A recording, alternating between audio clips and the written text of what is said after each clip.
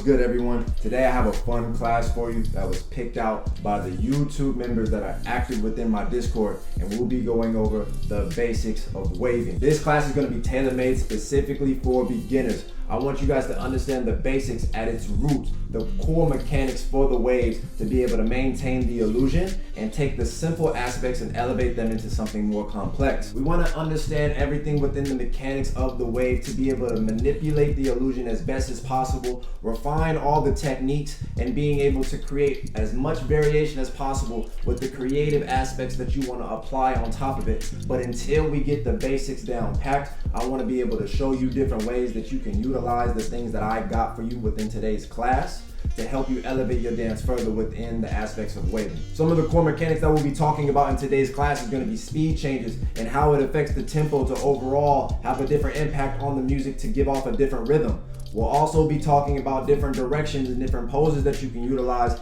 within your posture to give a different look, as you can add different directions to your wave, or overall a different posture within how you sit in your pocket can give a different look to that wave even if you're doing the same wave. A lot of these core mechanics are very simple in its nature, but how you'll see within today's video, these simple additives can make the entirety of the wave look completely different, and that's what I want to give off today within today's class. So let's go ahead and get into it. All right, so to start the class off, the first thing we want to focus on is the hand. This is what's going to ignite the wave in most cases. When you start with the illusions, you start with your hands, and I want to break up the joints within your hands to help you become more familiar with it and then build a better understanding of how to utilize your hands when it comes to waving. All right, so as we're breaking down the joints in your hands, there's going to be three different things that we're going to focus on. The first one is 1, 2, 3.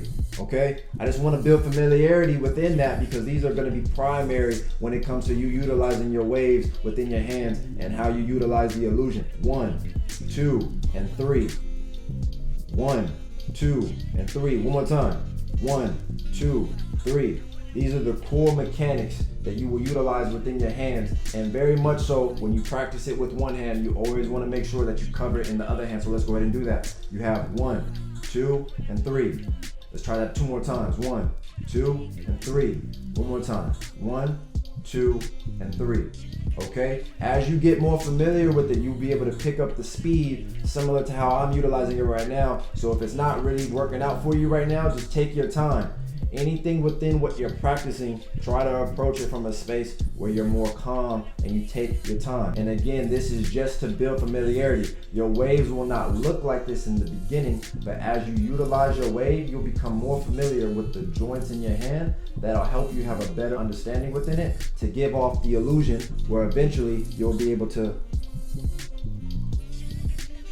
because I'm utilizing each of the joints within my hand to my wrist to give off this picture, okay?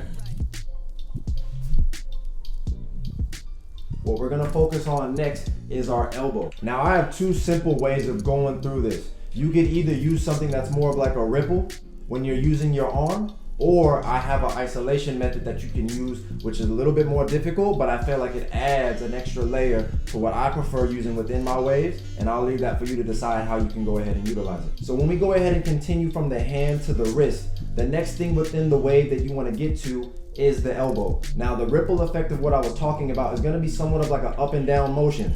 You're going to go ahead and follow through to the wrist, and then you're going to have an up and downward type motion where your wrist is going to be the leading point to continue to go up, and then your elbow follows it. So wrist goes up, elbow goes up, wrist goes down, elbow goes down. A ripple up and downward motion. Just throw your arm up, just like, you know what I mean? Kind of just let it go. Don't even think about it no more. Just have your arm loose as possible to create the up and downward motion. This is not to make it as clean as possible in the beginning. You have to take your time with it to understand what your body is doing. So as you get more familiar with the feeling, and then you get more connected to the mechanics within your arms, then you'll be able to have a better understanding of both ideas. One is to understand the joints within your arms, and then the second is to understand the motion that you're applying to the movement. So as we started with the hand, we followed through to the wrist, and then we're gonna go ahead and bring it back in place. You can do things where we have a bigger motion, so you're constantly going up and down, or you can do it more in place to where you go up and it comes right back. Go up, comes right back. You can have up, down, or you can just do up, down, and everything stays centered. So the second technique that I was referring to within the wave is going to be the isolation of my elbow while creating a firm fixed point within my forearm. We started the wave from its basics within my hand to then focus on these joints. 1, 2, 3. As you get it smoother, you will be able to eventually get it to a point where you can just utilize the wave with those joints without really needing to break it up in this fashion. As we get to the wrist and we lead to the elbow, so we'll start with the backwards rotation and lead to the front. So you see how there's a firm twist within my elbow while keeping the arm in place. You do not want to be able to do this because then you really won't be able to see the isolation. The thing is to keep this fixed and keep your elbow as the main part of your body that's moving, okay? So then once you get that in place, you will be able to see the firm difference where you have the wave and you have the up and downward motion, okay? As you have that one and you have the one in place, then you also have now what we can use is the isolation within your elbow to create a different picture. So you have, okay? Make sure that you can do it in both arms. So as we started again with the hand, you want to go ahead and get this motion understood, okay? This is just the basic ripple wave within your hand once you feel like you have those joints understood. And once we get to the wrist, you then have the follow through of that ripple to where you can go ahead and just do an upward and downward motion where your wrist leads and your elbow follows, okay? So in its basic form, again, if you feel like you need to just get the understanding of this movement down pat before you focus on the mechanics, take your time with that. Understand the joints within your hands or your arms, and also understand the movement aside from just the technique, because they both are important. Again, you want to create a fixed point. The idea is not to be able to do this, because then again, you do not recognize the rotation in my elbow as much. When it's isolated, you'll be able to have a much vivid picture of me isolating my elbow. So then again, with this, I can utilize the wave to give off a different illusion because of that isolation. You understand? So take your time with this. This is a core element within the wave that I feel like can really elevate your wave, but it definitely takes time because you have to build an understanding with it. Now to follow through, we have our shoulders. Shoulder rotations are very big. Each aspect of the wave is essential because they all depend on each other. If one component doesn't really match up with the other ones to maintain the illusion, then the illusion can die. So within the shoulders, you need to make sure having full shoulder rotations is important. You want to go ahead and build a familiarity within the shoulder rotations to make them as smooth as possible, to go ahead and complement the wave as you transition from one shoulder to the next to complete it going outward, okay? So we started more so with just coming inward. Once you begin the transition to throw one shoulder rotation into the next, you're then going to have the outward wave that then completes it and you have your first set done. If you want to go ahead and act as if you're grabbing onto something, or at least mentally trying to utilize some type of imagination to create a fixed point within your arms, so then that way you can focus solely just on the shoulders, you want to have smooth shoulder rotation. As you can see, I'm not really utilizing anything within my arms, my chest, everything within my talking is still normal, but you want to focus on isolation within the shoulders and make them as smooth as possible. Break them up even. We don't want to have it as the same pattern over and over. You want to get comfortable with one pattern and then use your mindset to then say, how else can I utilize it? So of course you have one, you have another. We're even gonna make sure that we go backwards, okay? All we're doing here really is just stretching out our shoulders to create as much of a separation as possible to create bigger depth within what we're utilizing within our movement. And we want to do that as smooth as possible. So then when we go back to the wave, now that we understand what we're doing with our body, we're going to be able to go ahead and implement the shoulder rotations from everything that we talked about thus far. So again, starting with the hands, we focus on the 3 joints, which is 1, 2, and 3. To then follow through with what I utilize most is the isolation within my elbow. So again, 1, 2, 3, from the wrist, we go ahead and implement the isolation So I throw it, and I'll show you right now in the smooth way that I do it once you get an understanding of it. So once I get here, it connects automatically to my shoulder, okay? So you see after that, I pretty much throw it forward, and it comes from my elbow,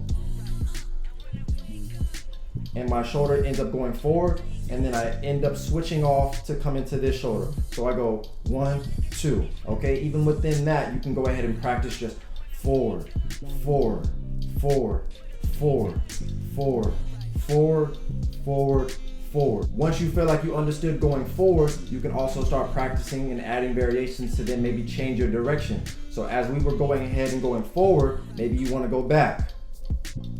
Okay, and again, because it's isolated, you have a firm understanding of how to utilize your shoulder, whether you want to go up, whether you want to go forward, whether you want to go back.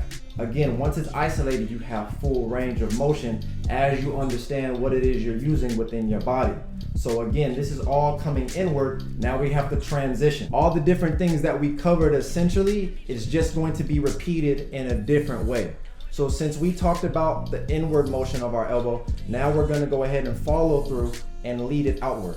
Now it's going to be in reverse to where the shoulder comes first and then the elbow is going to come after, okay? So when I do it, I just throw it out. I throw it out. If you want to just practice the movement first, just to throw it out, you can go ahead and get that familiar without the joints, without the focus on that. You just want to focus on the movement. Throw your shoulder forward and just create the idea that you have a wave going outward.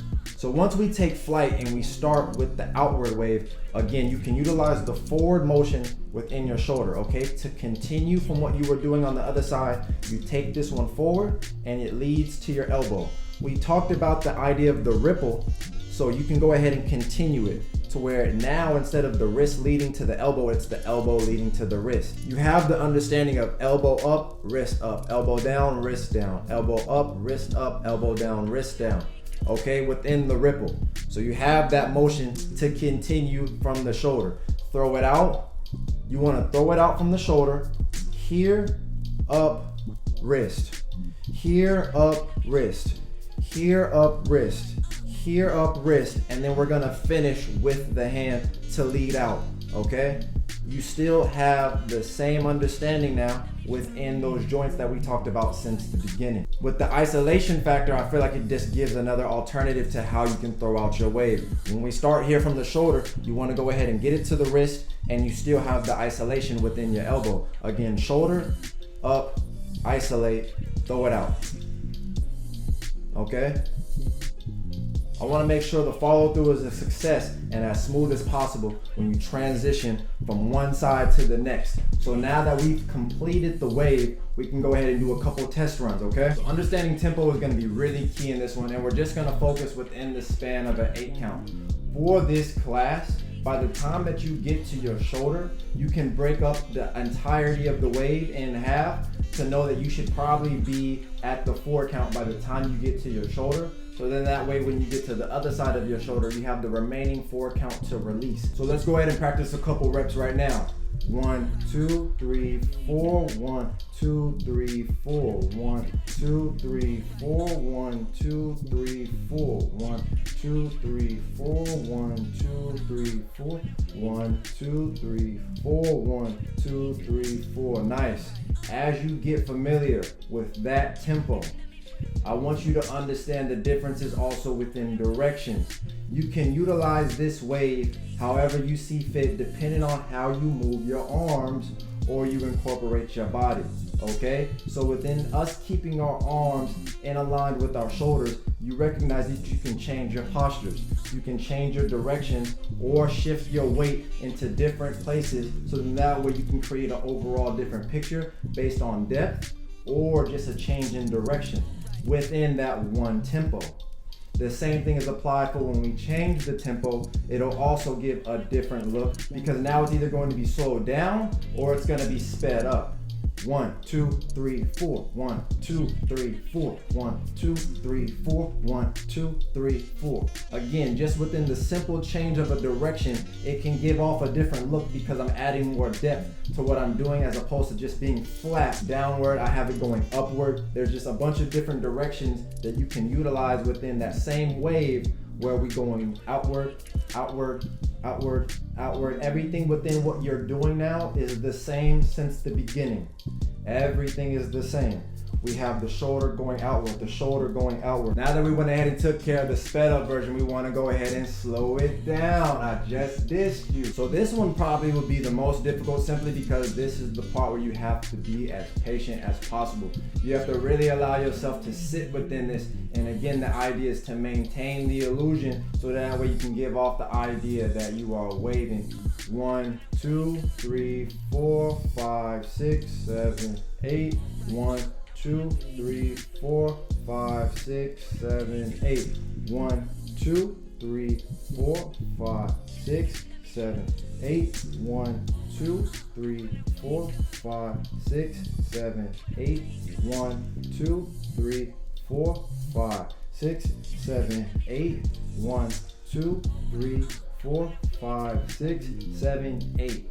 This one you really have to lock in mentally to apply the patience within this wave to maintain that effect within the slow-mo aspect as well as maintaining the illusion within the wave. Now that we have the elements of speed change within it, now you can start incorporating what we talked about, which is the different directions. You have 3 different tempos to apply to your wave. Not only do you have that, now you can add different directions, different postures within your movement to then add an extra layer on top of that. As much as you might be learning things from me or from other people, you definitely want to be able to apply it in your own way. See it within yourself to take these things and then figure it out within a way that you feel like is more authentic to you. Now go have fun, practice this, shoot me videos, be active in the Discord, and let me know your thoughts on the class in the comment section. Again, these are classes that will again be something that is only for my YouTube members. However, this will be a class that I want to share with everyone so that you guys can know that this will be something that is exclusive for them. So if you would like to have more access to these classes, go ahead and become a member by clicking the join button on the YouTube channel. Join the Discord so that way you can vote up the next class that we'll be going over in the different poll that I put up, and then you'll be able to share the feedback with different people in the Discord, or you'll be able to get feedback directly from me, so then that way I can take certain videos and then throw them up on the channel as I do a review of the people that take action in the class to demonstrate a video for maybe about 30 seconds to show me how they applied what we learned in the class and then start growing together within what we build in here in the Palace. So I want to thank all you guys for tapping in with today's class, and I'm gonna see y'all when I see you. Peace.